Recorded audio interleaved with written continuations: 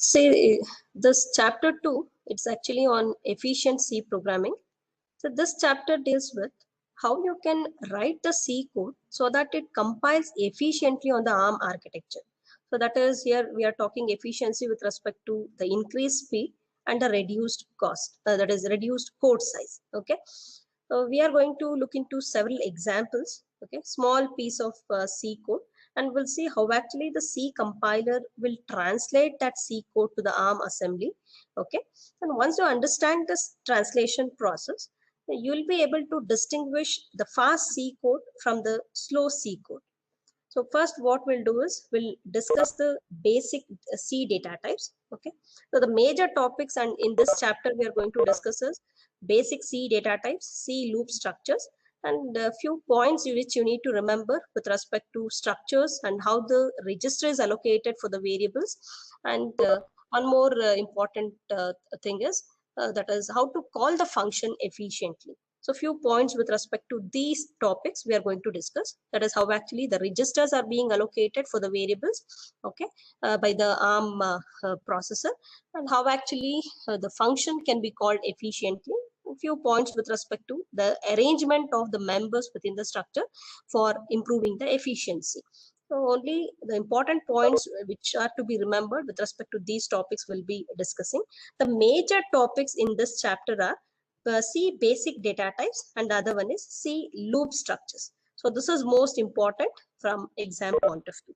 Okay, these are the two major topics in this chapter which you have to go through with examples. So first we'll be discussing the basic data types, where we'll be looking into the load store instructions which are supported in the ARM architecture starting from prior to version v4, and after that in version v4, ARM version v4, what and all the load store instructions that were added, ARM version v5, etc. So we'll be discussing the load store instructions supported in the ARM architecture.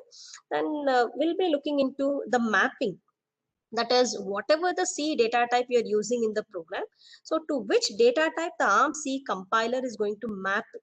So that is what we are going to see, the mapping of the C data type to the actual implementation that we'll be discussing.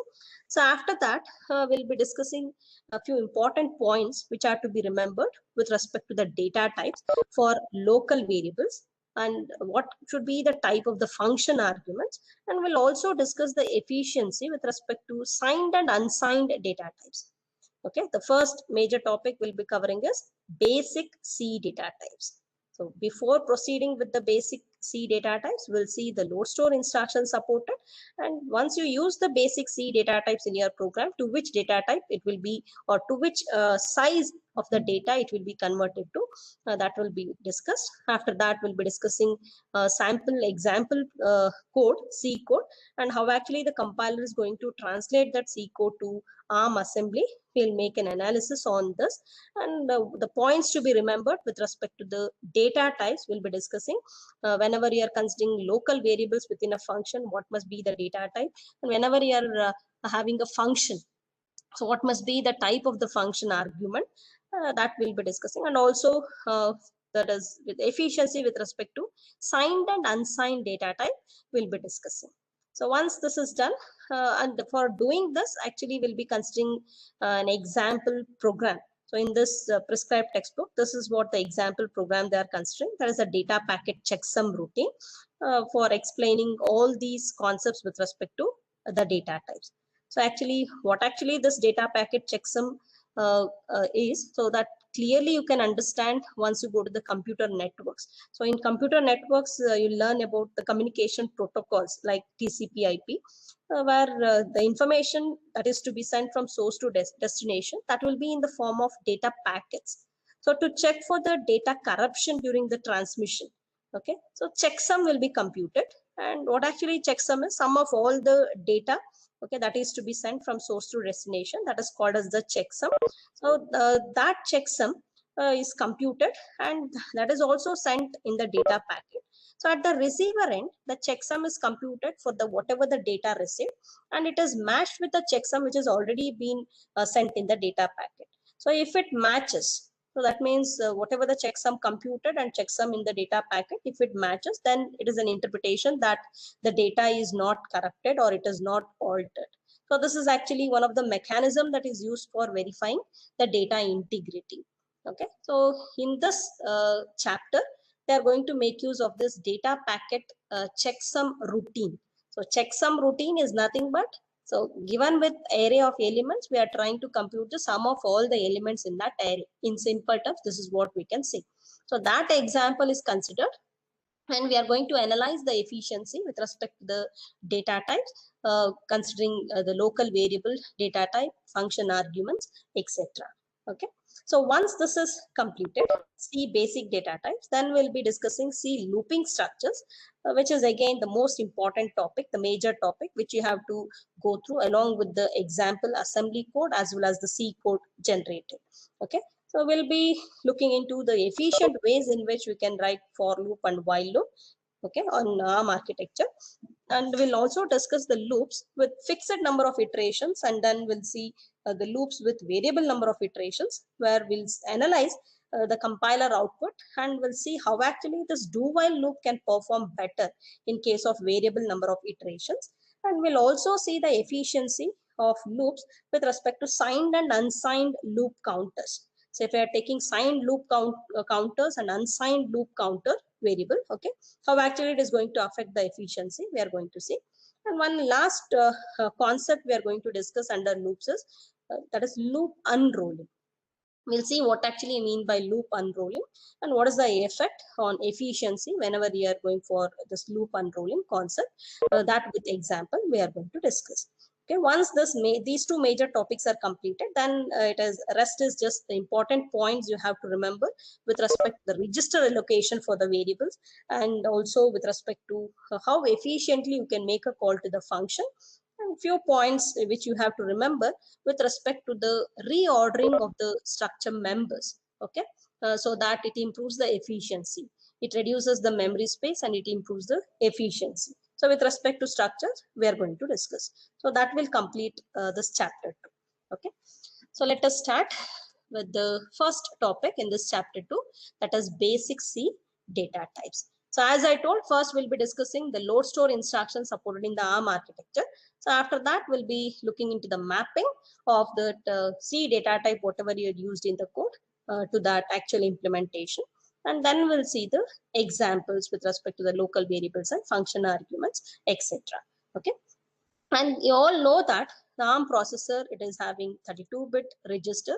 It is actually a 32-bit microcontroller, which is having 32-bit registers, and most of the data processing operations are 32-bit. And you know, ARM architecture, it uses RISC load store. Okay, that is, it is a RISC load store architecture, meaning whatever the operation you want to perform, that operation is performed on the registers, which are of 32-bit. So loading or storing using a load store instruction, we are able to perform, and there are no arithmetic or logical instructions which manipulate operation or which will perform the operations on the memory directly. So if you want to perform the operations on the data must reside in the register. So ARM uses RISC architecture, and it uses load store architecture, meaning the data must be loaded from the memory to the register. Once the operation is performed, we are writing the data back to the memory. Okay, these are the load store instructions supported by the ARM architecture. So in ARM version v4, you can see, so these are the instructions which are prior to ARM version v4. So in ARM version v4, the loading a signed 8-bit value is supported. Okay, so in ARM version v4 architecture and above, it is signed 8-bit instruction, and 16-bit load and store instructions are supported. So LDRH, LDRSH, and STRH you can see here. So LDRH means loading an unsigned 16-bit value. LDRSH, it is loading a signed 16-bit value. And STRH means it is storing unsigned or signed 16-bit value.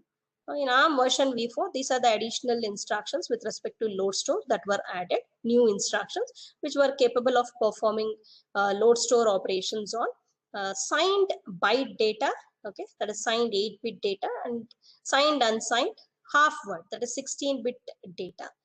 Prior to ARM version v4, that is, we were not able to perform operations on signed 8-bit data. So LDRB, STRB, this was the instruction supported. Prior to ARM version v4, loading a signed 8-bit value was not supported. We could able to load unsigned 8-bit value. Okay, but ARM version v4 came up with the new instruction, that is LDRSB, using which we can load the signed 8-bit value. Okay, coming to ARM version v5, which added a few more new instructions, where LDRD and STRD are the instructions which were able to perform operations, that is the load store operations on 64-bit value. That is, we can say, double word. So using LDRD, STRD, we were able to perform the read operation of the double word into the registers and the write operation to the memory. Okay, so that is using LDRD and STRD. So this is the list of load store instructions supported by the ARM architecture. You can observe in this table, prior to ARM version v4, it is LDRB, STRB, LDR-STR. So LDR-STR for performing operations on word data, that is 32-bit data.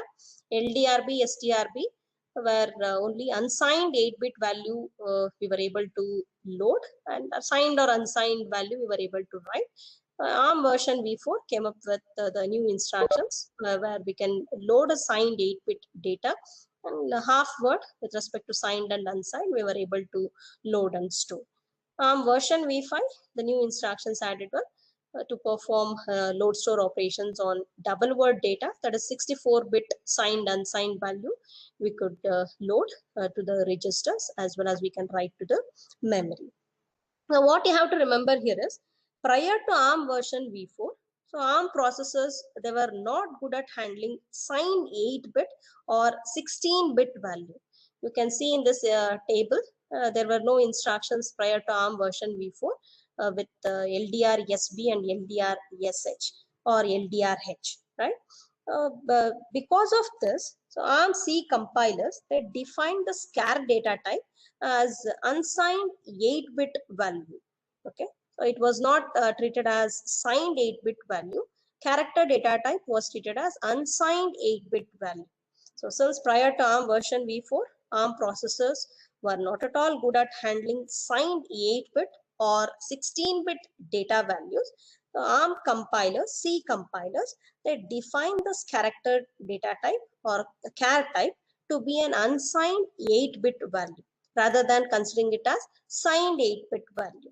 So you can see the mapping here in this slide. Just see the compilers ARM CC and GCC, they use the data type mappings, whatever you are seeing in this table, for the ARM processor. So just see the C data type and the actual mapping. That means even though you are using signed character or unsigned character, that will be mapped to unsigned 8-bit data byte. Okay, that is what the actual mapping we are seeing. So the data type supported, and to what these data types will be mapped to by the C compiler, that is what we are seeing in this table. So character data type, it is mapped to unsigned 8-bit byte. So 8-bit data, we call it as byte. 16-bit data, you call it as half word. 32-bit data, we use the terminology word. And for 64-bit data, it is double word. So these are the terminologies we are going to use with respect to the data. 8-bit, it is byte. 16-bit, it is half word. 32-bit, it is word. And 64-bit, it is double word. So in this table, we are seeing for char data type, it is byte. It is treated as unsigned byte.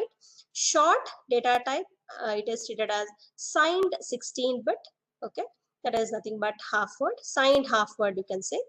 Int and long int, whether you use int data type or you use long data type, it is mapped to signed 32-bit data. Okay, that is word data of signed type. And long data type, if you are using, then that is mapped to signed 64-bit data, that is double word data. Okay, so this is the mapping. So this is important. You may be asked to explain the load store instructions supported in the ARM architecture. You can just have that table where ARM version v4, what are the instructions it has supported, that is prior to ARM version v4, ARM version v4, ARM version v5 and above, what are the additional instructions supported with respect to load store that you can list out. So the point to be remembered is signed byte load was not supported prior to ARM version v4, and half word load store instructions were not supported. In ARM version v4, these new instructions were added, which were able to directly load signed byte data from the memory to the register, and similarly which were able to load 16-bit, whether it is signed or unsigned, to the register. So this was supported in ARM version v4. And ARM version v5 and above, it was LDRD, SDRD instructions supported, which were able to load store double word data, that is 64-bit data. So this is what you need to explain. Coming to the mapping, since in prior to ARM version v4, the ARM processors were not able to handle signed 8-bit data. This is how the mapping was done by the ARM C compiler, that is for character data type. It is treated as unsigned 8-bit data. For short, it is treated as signed 16-bit half word. Integer and long, they were considered as signed 32-bit word. And long data type, it is treated as signed 64-bit double word. So this is about the load store instruction supporting ARM architecture. So now we'll discuss the C data types with respect to the local variables, the function arguments, etc. So what should be the local variable type for improving the efficiency of your C code? So that's what the question we are going to address. See, coming to the next topic, that is local variable types. And you all know that ARM processor can perform the load store operation of 16-bit data, 8-bit data, and 32-bit data, as well as 64-bit data. So ARM version 4 based processors, actually they are able to perform only 8-bit, 16-bit, and 32-bit. Above ARM version v4, they were able to perform operations on 64-bit data also. That is the read-write operation we could able to perform on 64-bit data. We are talking with respect to ARM version 4 based processors, which can just load store 8-bit, 16-bit, or 32-bit data.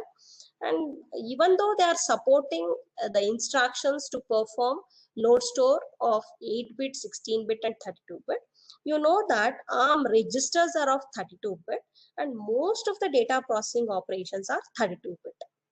Okay, so for this reason, we have to use 32-bit data type, okay, either int or long, for local variables wherever possible. So this point we are going to justify with an example C code, and what is the compiler output it is going to generate. We'll make an analysis on that example. So that's what we are going to discuss under this topic, that is local variable types. So since most of the ARM data processing operations are 32-bit, because of this reason, we should make use of 32-bit data type. Which is the 32-bit data type? In the previous slide, we saw the data type mapping. Either int or long we can make use of for local variables wherever possible. So this is one point with respect to local variables you have to remember. If it is asked to explain the important points which you need to remember, or important points to be noted with respect to C data types, and this is what the first point you can remember, that is with respect to local variables, okay, you have to make use of the data type int or long. So since most of the data processing operations are 32-bit, instead of taking character data type or short data type for the local variables, make use of integer or long data type for the local variables wherever possible. So if you are in some case where you require character data type, say for example, if you want to have a loop that is wrap around to occur. So that means you want to have the loop from 0 to 255. After 255, you want to again restart at from 0. So if this you want to happen, okay, that is wrap around, if you want to make it occur, in that case, we can just go for character data type.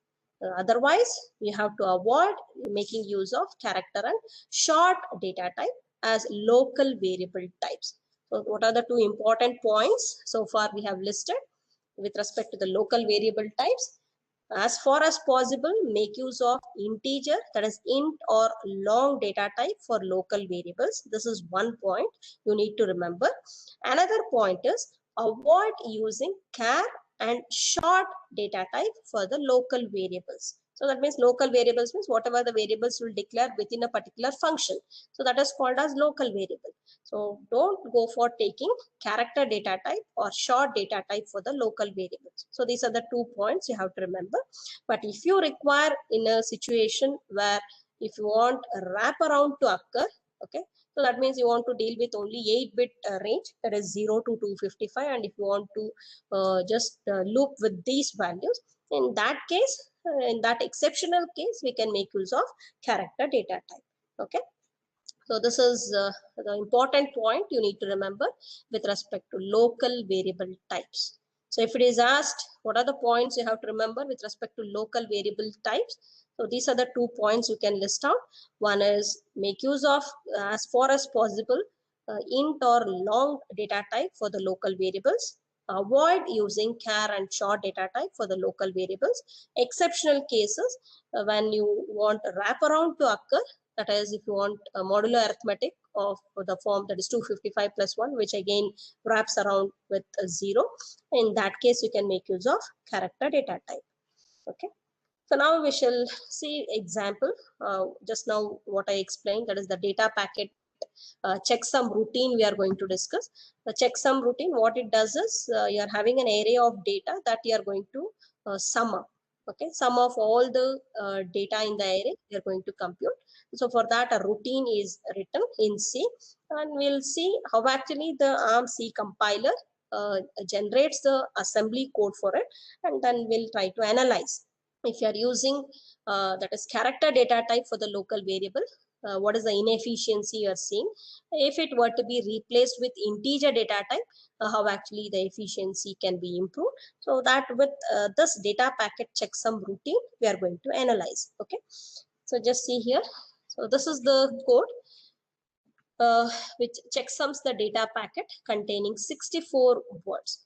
It shows why we should avoid using char for local variables. So if it is asked to explain with an example of data packet checksum routine, so why actually we have to avoid making use of char data type for the local variable.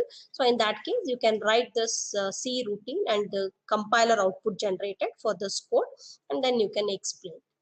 This can be the type of question you can expect. So with respect to local variable types, if it is specified, so you have to justify that why actually you have to avoid using character data type for the local variable. Considering an example of say data packet checksum routine, try to justify it, and you have to write the C code and you have to write the compiler output generated, and you can just write few points. That is the how actually additional instruction will be added if you are using char data type or short data type. Okay.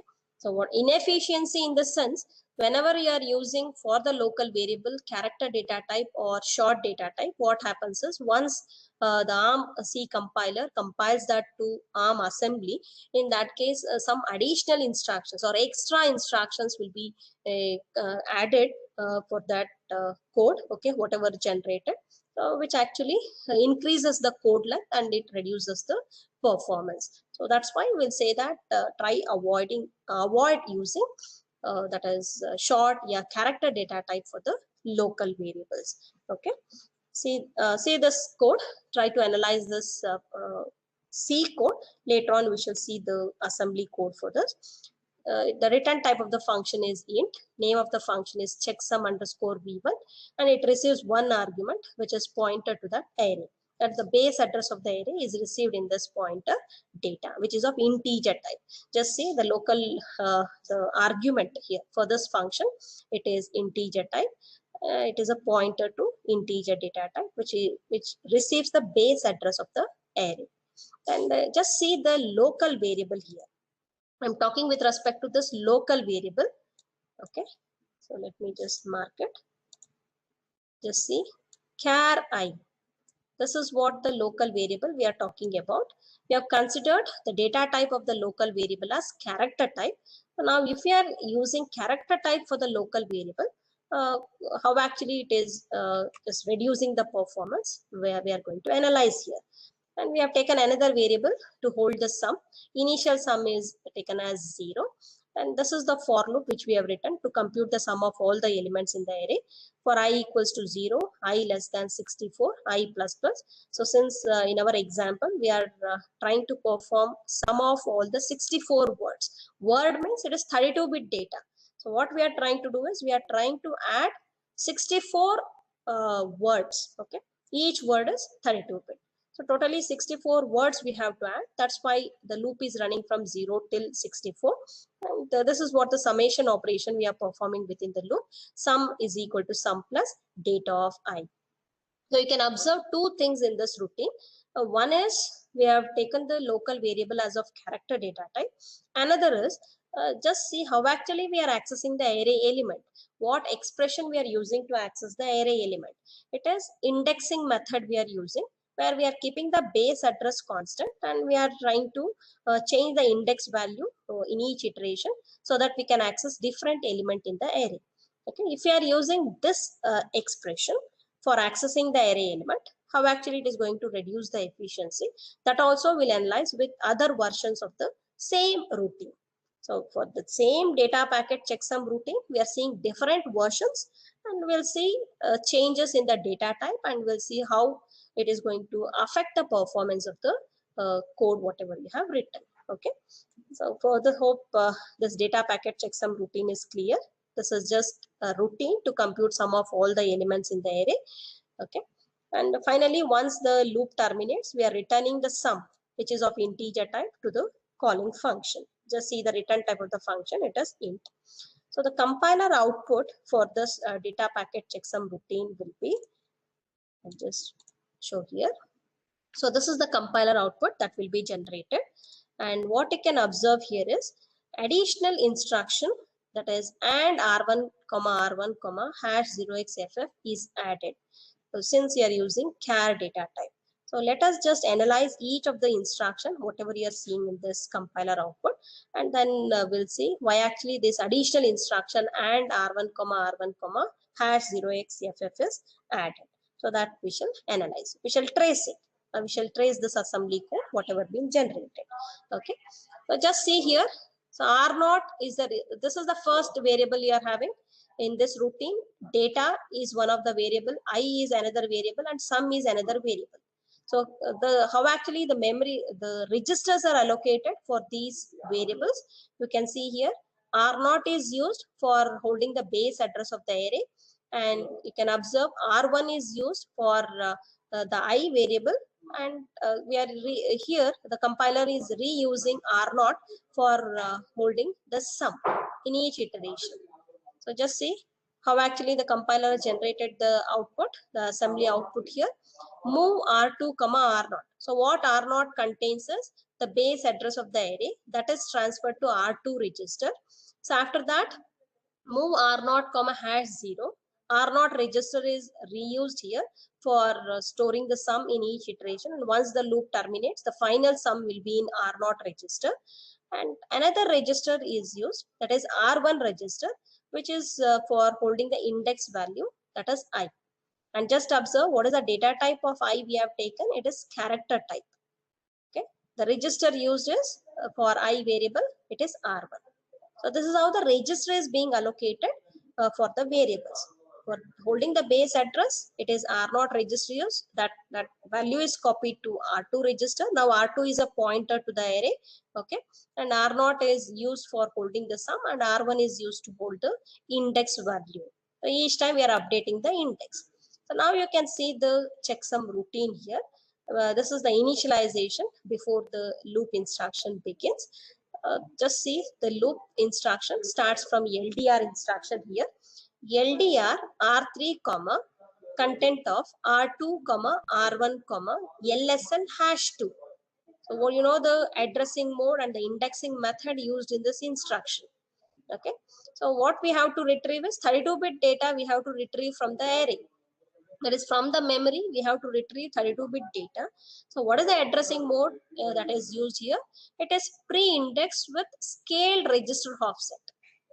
Okay, so the indexing method is pre-index with scaled register offset that is used here.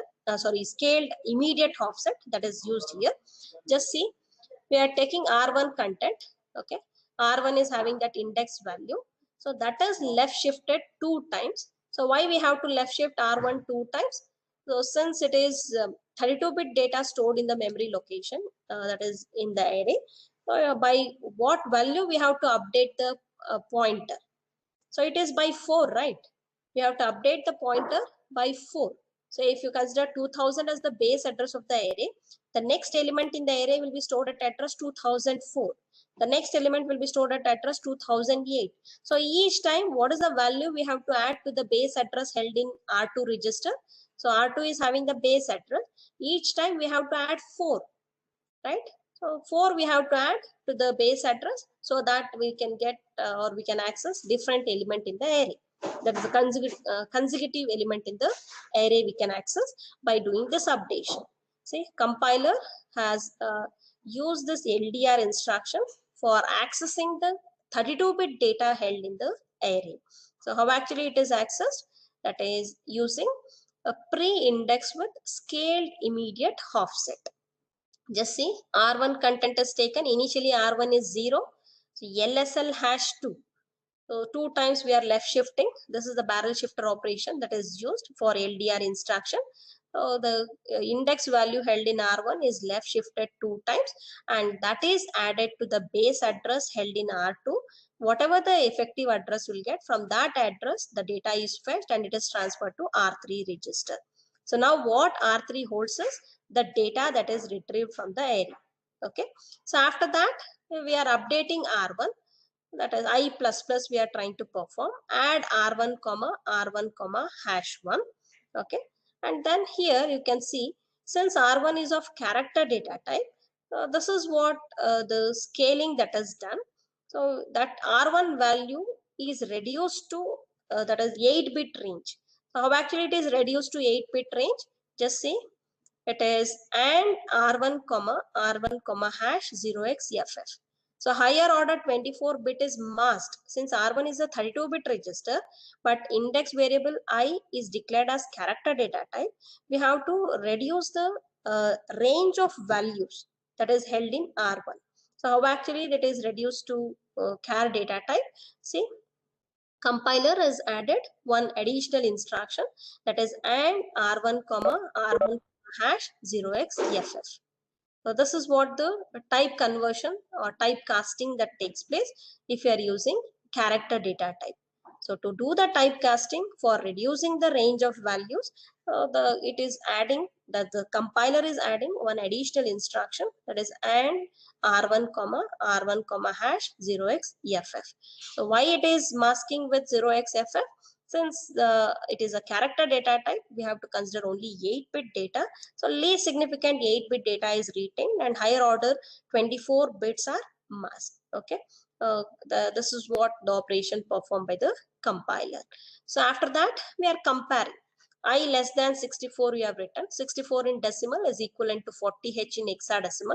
So we are comparing R1 value with 0x40. That is nothing but we are comparing it with 64 in decimal. After that, before checking for the result of comparison, we are adding the content. That the R3 is having the data that is retrieved from the array, and we are adding it with R0. Okay, R0 is the register that is used to hold the sum. R3 and R0 are added and result is stored in R0 register. So what is the operation performed? Just see, for each instruction comment is written. You can analyze easily. This is what the statement that is considered by the compiler. Add R0 comma R3 comma R0. So R3 and R0 content are added, where R3 holds the data retrieved from the array and R0 holds the initial sum, which is 0. These two are added and result is stored in R0 register. So after that, say comparison result is checked. You know, if the first operand, if R1 value is less than 64, so R1 is actually the index register we have considered here. If this value held in R1 is less than 64, you know, comparison instruction, it is actually SUBS instruction with results discarded. If R1 value were to be less than 64, then carry flag will be clear. correct? That means we have not completed all the iterations to add all the 64 words stored in the array. We have to repeat the process. So that's why this BCC instruction is executed. BCC stands for branch if carry clear. That means after comparing R1 with 40H, if carry flag status is 0, we have to repeat the process. That means we have not yet completed all the iterations. So control will be transferred to this label wherever it is defined. So checksum underscore v1 version 1 underscore loop. To this it will be transferred to, and it repeats the process. It goes for fetching the next word from the array using this instruction LDR, and then it updates the R1 value and it masks higher order 24-bit in R1 for doing the casting, since it is char data type taken for the local variable, and then it compares. So the process is repeated. So once the loop terminates, okay, once carry flag gets set, in that case control comes outside and it is going to transfer the control to the calling function. So link register will be having the return address in R14 register that will be copied to PC, and which is the register which is holding the final sum. It is R0 register. So we are passing the parameter through register to the calling function. So R0 register we are going to access in the calling function to get the final sum. Okay. So this is what the compiler output generated. So what you have to analyze in this first version, it is additional instruction and is inserted in the compiler output, since the data type used is char. To scale down the range of values, okay, that is to the 8-bit, this additional AND instruction is inserted. So this actually increases the code, and more cycles are required for execution of this code. Okay, that is actually reducing the performance. So we shall try to trace it. If you have not followed this compiler output, we shall try to trace it. See the tracing here. I have considered an array with some words. Assume 64 words are stored. Each is a 32-bit data. Word means it is 32-bit data. If you consider starting address as 2000, next element will be stored at 2004, next at 2008, and so on. Okay. Here in this compiler output, see the initialization in the registers. R2 is having the base address 2000 and R0 is having the value 0. R1, which is the index variable, the loop control variable, which is also initialized to 0. So what happens in the first iteration? This is what the LDR instruction that is executed. LDR R3, content of R2, R1, LSL #2. So if this is the instruction that is generated by the compiler output, you can see what is the operation performed. 2000 is the base address plus 0. R1 is having the value 0. 0 left shifted 2 times. So if you left shift 0 2 times, it is 0 only. It remains 0 only. So 2000 plus 0 will result in 2000. What is the data present at address 2000? It is 1. 1 is transferred to the register R3. Okay. After that, R1 is updated. R1 equals 0 plus 1. Now the new value for R1 is 1. Then it performs the masking for converting that is 32-bit data held in R1 to 8-bit. So for that, this is what the AND instruction that is executed, which is highlighted here in the compiler output. That is R1 equals 1 and 0xFF. That results in 1. Okay. So then comparison instruction is executed. Compare R1 with 64. 1 is compared with 64. Since 1 is less than 64, carry flag will be 0. Since that is successful, we are going to repeat the loop. So before transferring the control to the next iteration, that is to the beginning of the loop, we are computing the sum. So the data is retrieved from the array and it is in R3 register, and R0 is the register we are using to hold the sum. 1 is the data that is retrieved. 1 plus 0 will get the sum in the first iteration as 1. So then the control will be transferred to the beginning of the loop for the next iteration. And what happens in the next iteration? The same process is repeated. So just see, now the new value for R1 for the next iteration is 1. 2000 plus 1 left shifted 2 times, and if you just see, one time if you left shift you'll get 2, another time if you left shift you'll get 4. 2000 plus 4, what it results in? It is 2004. So what is the data present at address 2004? It is 2. So in the example, what I've considered, it is the data 2. So 2 is retrieved and it is transferred to the register R3. So after that, we are updating R1, the loop control variable. 1 plus 1, it is 2. Then it is executing AND instruction, which masks the higher order 24 bits, and this is the value you'll get. After that, comparison instruction is executed. It compares 2 with 64, and then it is going to compute the sum. 2 is added to the previous sum held in R0. You'll get the value as 3, and carry flag is checked. Since carry flag is 0, it goes to the next iteration. So this process is repeated until all the 64 words stored in the array are added. So once the loop terminates, we are going to return the control to the calling function with R0 having the final sum.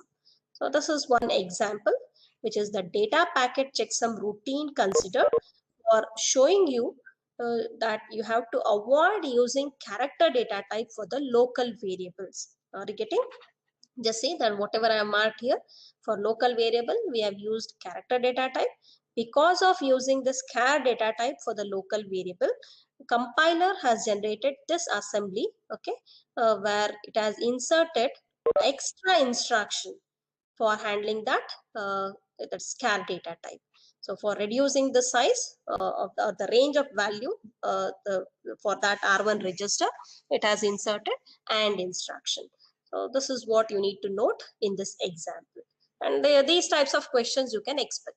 So they may give you a statement, justify that with the C routine, maybe the data packet checksum routine they will ask. So in most of the examiners, they will ask the same example, whatever you are seeing in your reference. Okay, there is a prescribed book.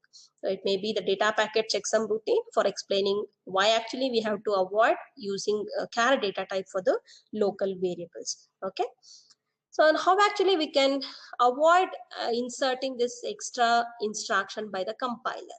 So by changing the data type, okay, we can change this char data type to int data type and we can see the difference. So we are going to see the next version of the same data packet checksum routine. So now try comparing this compiler output for checksum underscore v1, okay, to the compiler output for checksum underscore v2, where instead of char data type, if you just declare I as an unsigned int data type.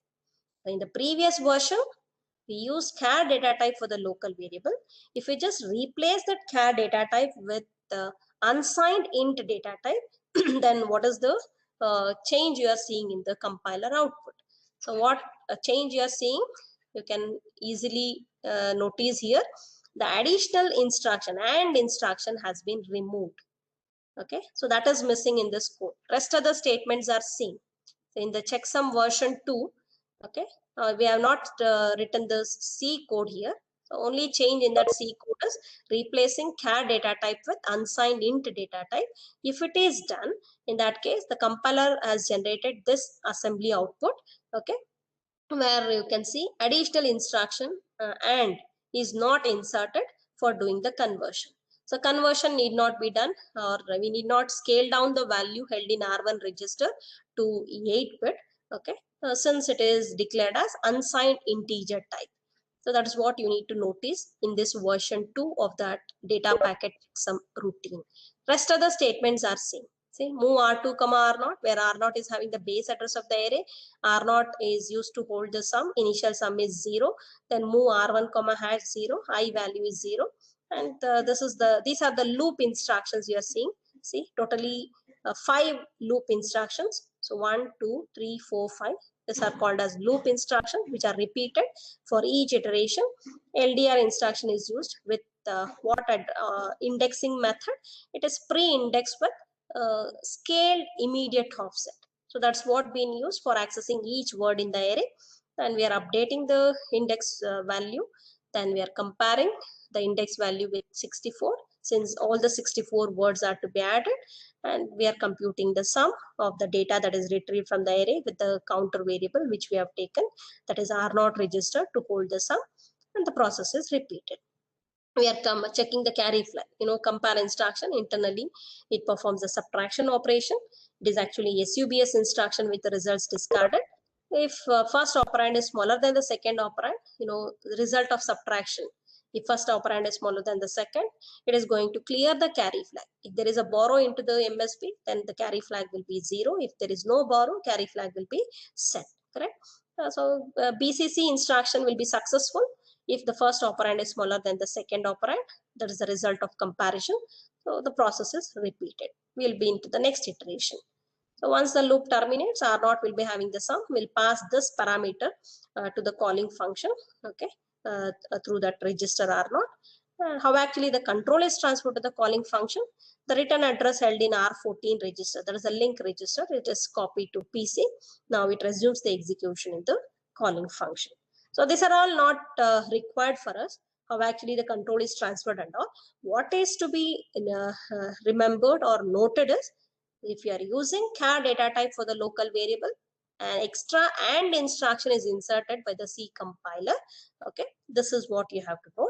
If you replace that char data type with that is unsigned integer data type, okay, in that case, that additional instruction is removed. So this is what the gist of the concepts or the examples what we discussed in these two versions. In the second version, since we replaced char data type with unsigned int data type, the additional instruction is not inserted in the compiler output. Okay.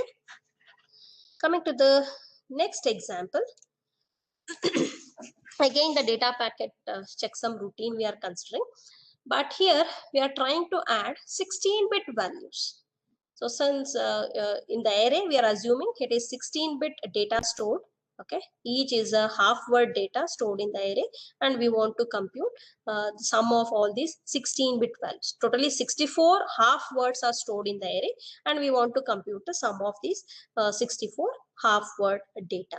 So as I told, if you are using char data type or if you are using half word, that is short data type, it is going to reduce the efficiency. That means how it is reducing the efficiency? Compiler is going to insert some additional instructions to the assembly output, where it is going to reduce the performance since it takes more cycles for execution. So since additional instruction is inserted, to execute that additional instruction, it is going to take more cycles, which is going to reduce the speed, and also in turn it reduces the performance. Okay, just see this third example, or version 3 of the same data packet checksum routine, where we are trying to add 16-bit data stored in the array. So 16-bit data, what to term it as? It is half word, right? Just see data packet checksum routine. Just see the pointer type we have taken. It is short meaning it is half word or 16-bit. Return type of the function is also taken as short, and but the local variable I is taken as unsigned int. Even though I is taken as unsigned int, just see sum is taken as of short type. This is what the change you can see compared to the previous versions. See the data type what we have used to hold the sum. It is short data type we have taken. Since data processing operations will be on 32-bit, okay, we have to scale down that 32-bit value to 16-bit. It is signed half word. Signed 16-bit. Short, if you are using it, it is signed 16-bit. So we have to reduce that 32-bit data to signed 16-bit.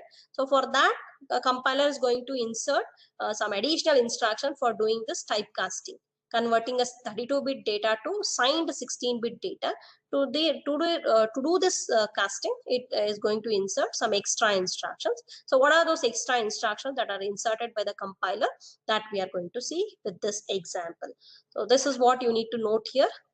It is return type of the function is short. Name of the function is checksum underscore v3, since version 3 of the same data packet checksum routine we are discussing.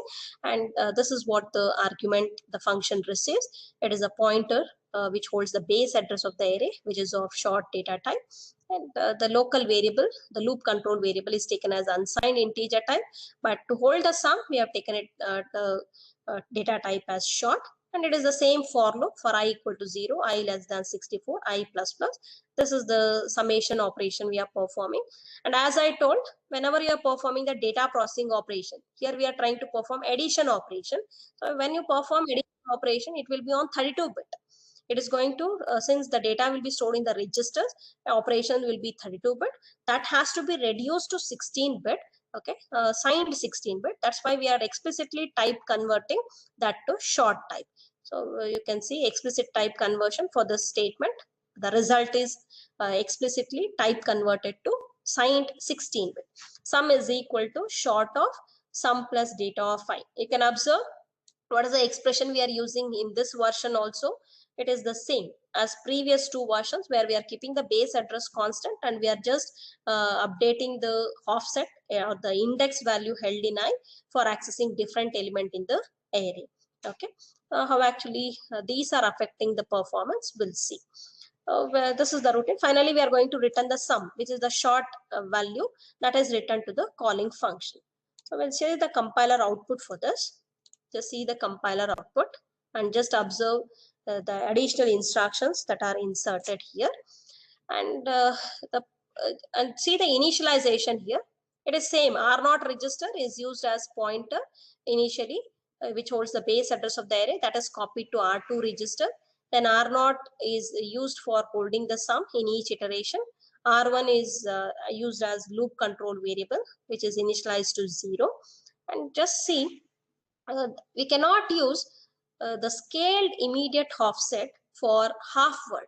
So there is no load instruction for that is the load instruction which is able to perform the scaled register offset, or we cannot use scaled register or immediate offset for loading half word, so 16-bit data. Okay, so that is not supported. With respect to half word LDRH, we cannot directly write LSL #1. We cannot left shift the value held in R1 register either by 1 time or 2 time. That is not possible if we are using half word. If we just see the previous two versions, for LDR instruction, we had used the barrel shifter operation. But here, since it is half word data we are trying to retrieve from the memory, the scaled immediate offset cannot be used for LDRH instruction. So that's why prior to using LDRH instruction, one additional instruction add is inserted here in this compiler output. See, add R3, R2, R1, LSL #1. Why it is 1 here? One time we have to left shift. What will be the address? If 2000 is the address, what is the next address? From where you need to fetch? 2. Yes, very good. 2002. Since it is half word data stored in the array, we need to update the address by 2 each time. So we are left shifting by 1 is nothing but multiplying the address by 2. Just see, R1 content is taken, it is left shifted 1 time, and that data is added with R2. Whatever the address you'll get, updated address, that is transferred to R3. What is held in R2? The base address of the array. R1 is having the index. Index is left shifted 1 time, that is nothing but multiplying by 2. To the base address held in R2, R1 content is added. R3 is now having the address of the element from where the data is to be fetched. And just see, we have used here this addressing mode for the LDRH instruction. LDRH R3, content of R3, #0. So that always the offset is taken as 0 here. We cannot use scaled immediate offset for the LDRH instruction. That's why compiler has inserted this add instruction to do that manipulation. So after the data is fetched, it is available in R3 register, and rest statements are same. Add R1, R1, #1 to update the loop control variable, comparing R1 content with 64 or 40H in hexadecimal. After that, we are computing the sum of that element that is retrieved from the array. That is add R0, R3, R0. It is the same addition operation compared to the previous versions. One more set of instruction that is added here is for doing the type conversion. So since 32-bit operations are performed, registers are 32-bit. After adding the 32-bit data, what you'll get, the result what you'll get after adding the first element to the sum, we need to scale down that value to 16-bit. So for that, see, the compiler has added 2 move instructions. See, move R0, R0, LSL #16. So 16 times the data held in R0. R0 is having the sum in the first iteration. That value is left shifted 16 times. Okay. So higher order 16-bit will be lost. When you left shift it, higher order 16-bit will be lost. Then arithmetic right shift is performed on the R0 16 times. Right shift. So what is the purpose of arithmetic right shift? It is short means it is signed 16 bit. So signed 16 bit means sign bit has to be extended, right? So since sign bit has to be extended here, we are performing arithmetic right shift 16 times. So that's what the data we are going to take in R0 register. So logical left shift 16 times. So that higher order 16 bit will be lost. Then arithmetic right shift 16 times. So that will do the explicit type conversion of the data to short data type. That is signed integer data type. So after this, carry flag status is checked. So if carry flag is 0, that means we have not completed all the iterations. Control will go to the beginning of the loop for the next iteration. So this process keeps on repeating until all the 64 half words are added. Once the loop terminates, in R0 register will be having the final sum that will be returned to the calling function. How the control is written, where R14 is having the return address that is copied to PC and it returns the control. So just observe, if you are trying to perform operation on 16-bit data, where the return type of the function is short and the pointer is short, and you can see the local variable what we have taken to hold the sum, it is also of short data type.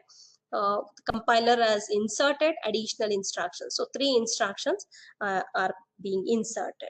So since now this loop is 3 instructions longer, it is going to take more cycles for execution, which reduces the performance. So that's what you need to analyze here with this version. See, there are 2 reasons for this extra instructions that I've already explained, that is listed here. LDRH instruction doesn't allow for a shifted address offset. As I told, we cannot use scaled immediate or register offset for LDRH instruction, where half word we are trying to retrieve. So that's why compiler has inserted one add instruction. And coming to the typecasting. So we need to do the typecasting. So to reduce that 32-bit data, once you perform the sum of the element in the array, that 32-bit data has to be reduced to 16-bit sign extent. To implement that 16-bit sign extent, 2 move instructions were added, right? So what are those 2 move instructions? Move R0, R0, LSL hash 16, then again move R0, R0, ASR hash 16, arithmetic right shift for 16-bit sign extent implementation. So those are the 3 instructions that are added for this version, which reduces the performance. Okay. So one last version under local variables we'll quickly discuss and we'll stop. Okay. This is the checksum version 4, which fixes that problem what we discussed in the previous version. It makes use of integer type for the local variable to avoid unnecessary casting. Okay. And one important change you need to note in this version is the pointer, how actually it is getting updated. In the previous 3 versions, we had taken the base address as constant and we were updating the index. So if you are able to update the pointer itself, so that is pointer plus plus, if you are doing star data plus plus, in that case, we can make use of a post index method for accessing the half word data from the memory. So that removes additional instruction in the compiler output. So that is what you have to note in this routine. Okay. See, return type is short. The name of the function is checksum underscore v4 and it receives one argument. That is again, it is the same code we are trying to perform, or the same operation. 16-bit data, that is totally 64 16-bit data we are trying to add in the array. And you can see that local variable. In the previous version 3, we had taken sum as of short data type. Here we have taken sum as integer data type. And one more point you can note here is, in this C code, we are not doing explicit type conversion in each iteration. Earlier version, we were seeing sum is equal to sum plus short of, that is short of sum plus data of I. That was the expression we had written. But in this version, what you are seeing, sum is equal to sum plus star data plus plus. We are updating the pointer itself, that is 1 point, and we are not doing explicit type conversion for each data in the routine, in each iteration. So what we are doing is, finally, once all the elements are added, before returning the result to the calling function, so we are doing the explicit type conversion to the sum, and that result is returned. So instead of executing 2 move instructions in each iteration, for implementing that 16-bit sign extent, we can just have it only once all that is the entire summation is computed. That's what you have to note in this routine. Just see the compiler output. Checksum v4, move r2 comma hash 0, and since here pointer itself is being updated, r0 is acting as a pointer. Okay, r2 is used to hold the sum and r1 is used as a loop control variable. Just see, ldr sh instruction is used. Additional add instruction is not used. Since pointer itself is updated, you don't require the scaled register or scaled immediate offset addressing mode here. In this instruction, it is post index method that is used, r3 comma content of r0 comma hash 2. Each time that is the from in the first iteration, what happens is address held in r0 is taken as the effective address from where the data is fetched. After that, we are going to update the r0. The base register itself gets updated by 2, so that it points to the next element in the array. See, we need not have additional add instruction for updating the index value. So here, since it is pointer itself updated in the C code, just see star data plus plus is used. So the pointer itself is being updated, for which we can use the compiler has used post index method. Okay, so then index variable r1 is updated by 1. We are comparing r1 value with 64. We are adding the data, and just see we are not using two move instructions here within the loop. Explicit type conversion to 16-bit signed data is not done here. Once the loop terminates, at the end you can see before returning the result, the sum held in R0 register, it is converted to short data type. So move R0 comma R2 comma LSL hash 16. Sum is held in R2 register, that is left shifted 16 times, and arithmetic right shift 16 times is done for explicitly type converting the sum to short data type, and that result is returned to the calling function. Okay, this is what you need to note here. So star data plus plus operation, it translates to a single arm instruction that loads the data and increments the pointer. In the previous version, additional instruction was inserted for updating the address, but here, since it is the pointer itself being updated, that has been avoided. And in each iteration, we are not converting to short type. Only once at the end, the conversion is done. So these three instructions, you can compare to the previous version. 3 instructions have been reduced here. In each, this avoids executing those 3 instructions in each iteration. So this improves the performance of the code. Okay. So this is about the local variables. So 3 instructions have been removed from within the loop. Okay, that is in the loop instruction, which saves 3 cycles per loop compared to the previous version. So if you want to still improve, then in that case you can just convert the sum, that is the return type, to integer type. So that can be done. So these are the points you have to remember with respect to local variables. So what are the important points? Local variables must be of integer type. So wherever possible, try to make use of integer type only for local variables.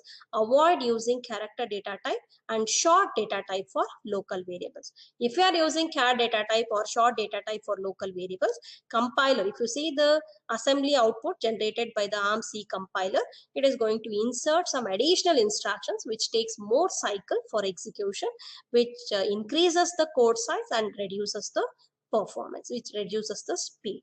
Okay. Is this clear? Whatever we discussed with respect to local variable types. Have you all followed? Yes. Is it clear? Okay.